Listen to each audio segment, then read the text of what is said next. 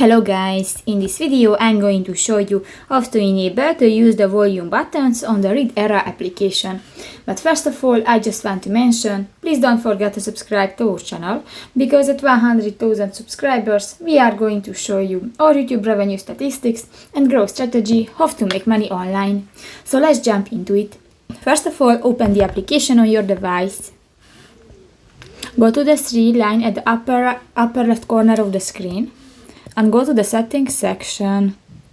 In the reading section you can find the first button, the flipping and indicator of page, and here go to the first section and you can find the use the volume buttons to flip page.